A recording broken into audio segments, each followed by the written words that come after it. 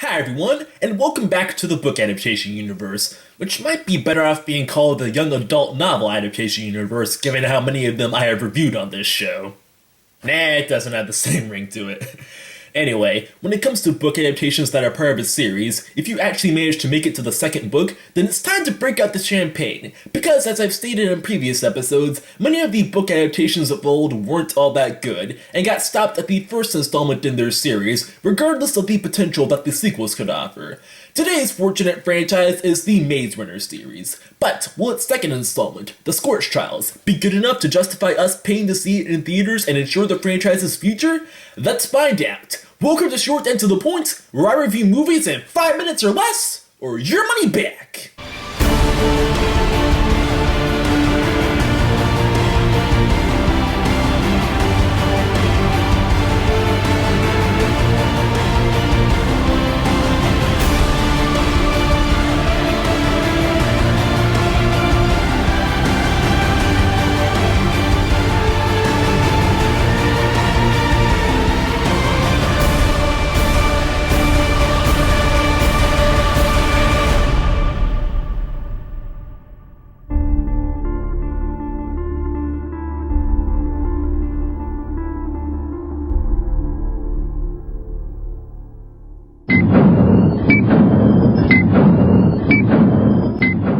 Our story begins where the last movie left off, with our heroes being airlifted out of the Wicked facility where the maze was. They are taken to someplace safe, led by a man named Jansen, played by Aidan Gillen, and after he briefly interrogates Thomas, played by Dylan O'Brien, everything seems right with the world.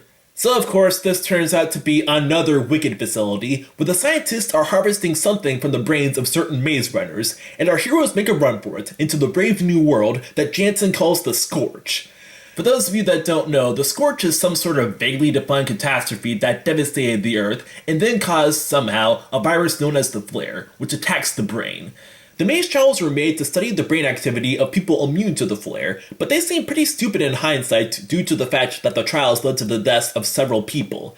Granted, it was revealed that not all maze runners were immune, and there were more mazes than just the one that Thomas was in, but you have to question the logic of letting grievers into the glade, considering the fact that Wicked needs all the surviving immunes they can get. And to know this can't be explained away as Wicked lying about their goals, as the first 20 or so minutes of the film reveal that they are indeed searching for a cure to the flare. Anyway, with Wicked on their tail, our heroes traverse the Scorch in search of a resistance group known as the Right Arm, and the Scorch is not all that impressive. Outside of some freak lightning storms, it isn't any more dangerous than your typical post-apocalyptic desert society. The credibility of how dangerous the Scorch is gets stretched even further by the fact that our heroes run into other survivors that are pretty well off, all things considered. Even the addition of creatures known as Tranks, who were people infected by the flare virus, was not enough to increase the danger factor, since Thomas and the others don't run into them that often, even though the flare was a pandemic. The Cranks in general are a wasted concept. They don't behave any differently from zombies, and I can mostly let that go if it wasn't for the fact that the description of one's degeneration into a Crank sounded pretty terrifying. Minor spoiler, but we do actually see someone get infected by the flare virus, but we don't get far into that character's degeneration. That being said, the Cranks do have a freaky character design, and as a whole, despite its shortcomings, I do think The Scorch Trials is a watchable movie.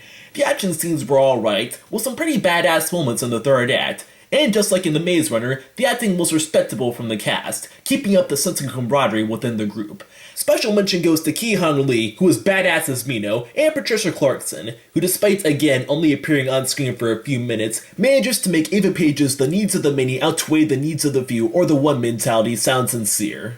Dylan O'Brien was still likable as Thomas, and Kaya Scodelario had more material to work with in this movie as Teresa after being Mystery Girl in the first Maze Runner film. I can't delve into that, however, because of spoilers. We also have some newcomers in this franchise, such as Giancarlo Esposito, who looked like he was enjoying himself as Jorge, along with Rosa Salazar, who manages to get some emotional mileage out of her character Brenda. Another plus I have for this film is that even though The Scorch Trials is a fairly straightforward survival film, it did have a decently executed twist, which was helped by Patricia Clarkson's acting. One final note I will have for this movie is that even though the Scorch wasn't as dangerous as it was built up to be, the gravity of the situation was still apparent thanks to the acting from the cast, and nobody was really expendable in this film.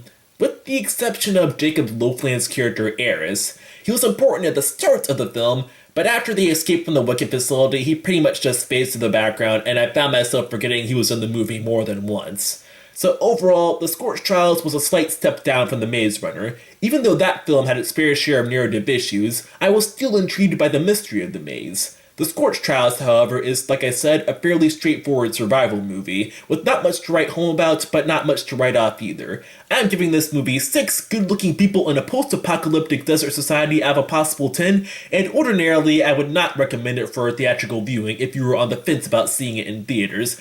However, because I want the answers to some of the questions I had during this movie, I demand anybody watching this review right now to go out and see the movie, even if you've seen it already, to make sure it makes enough money at the box office to ensure that the final book gets adapted.